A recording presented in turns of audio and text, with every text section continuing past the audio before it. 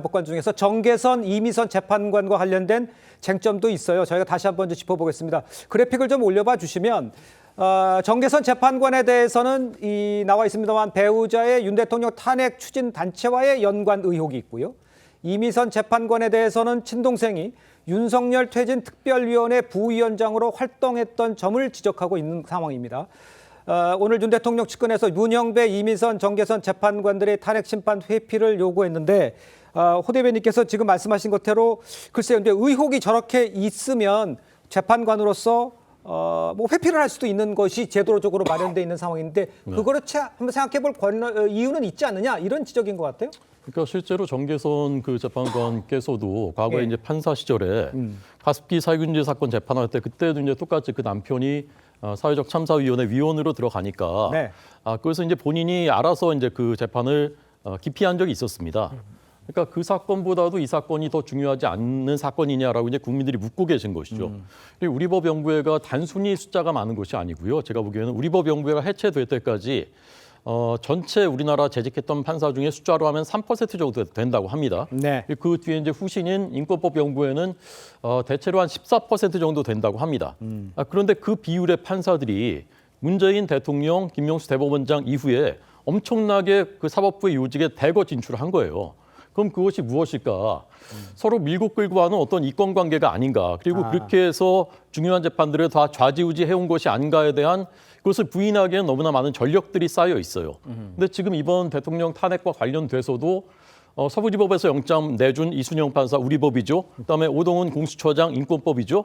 다 이렇게 해서 그들만의 리그에서 뭔가 벌어지는구나. 그런데 탄핵 심판도 지금 8명 중에 3명, 어쩌면 그다음에 9명 중에 4명이 될 수도 있다. 이렇게 하면 이게 공정한 재판이 될 수 있겠는가? 이건 상식적인 의문입니다. 이것이 이런 것을 해소해 줘야만 결과에 대해서도 국민들께서 신뢰하실 수가 있는 것이에요. 근데 지금 헌재가 보여주고 있는 양상은 오히려 거꾸로 가고 있거든요. 이진숙 위원장 심판 사건 때도 의문의 결과가 나왔고요. 그다음에 대통령 측의 기피 신청은 하루 만에 기각하고 그다음에 한덕수 대행 사건은 30 며칠 만에 이례적으로 빨리 선고하고 그 마은혁 그 후보자 건은 이례적으로 빨리 선고하고 한덕수 대행 건은 언제 할지도 모르고 끌고 있단 말이죠.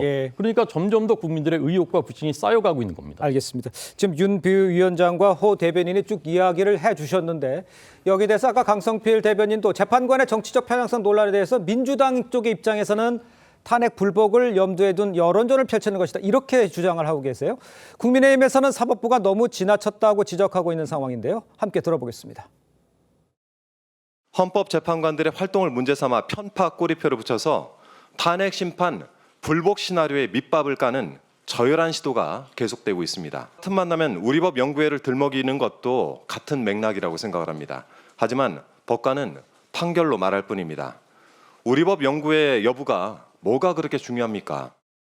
불복을 위한 빌드업이다. 그렇게 이제 얘기를 하기 시작하면 아무 얘기도 못하는 거죠. 그런데 이번에 대통령 탄핵 과정을 보니까 야, 이게 진짜 사법부가 너무 심각하게 어느 쪽으로 치우친 분들이 사법부의 중요한 보직에 너무 많이 가 있구나. 이게 과연 우리가 신뢰할 수 있을 것인가에 대한 국민적 의구심이 있는 것은 분명한 것입니다. 두 양쪽의 입장을 다 들어보셨습니다만 김용주 교수님께서 보시기엔 저게 탄핵에 불복하기 위한 밑밥 깔기다 이렇게 생각할 수도 있나요? 사실은 그러니까 지금 이제 이런 논란 자체가 하나의 좀 더 올바로 하라고 얘기할 수 있지만 근본적으로 이것이 그래서 회피하라고 얘기하는 것은 결과적으로 지금 이제 8인 체제에서 똑같은 세 사람 자체가 회피를 한다. 그랬을 경우는 사실은 말하자면 탄핵 그 심판을 하지 못하게 되는 결과를 낳는 거 아닙니까? 실제로 그런 의미에서 오히려 구성을 더 넓히기 위해서 한 사람 더 하자니 그 사람은 처음부터 더 그러면 아예 자로 기우는 것이다. 그렇게 돼버리기 때문에 그러면 결과적으로 하지 말라 이런 뜻인가 이렇게 여기게 되는 거고요.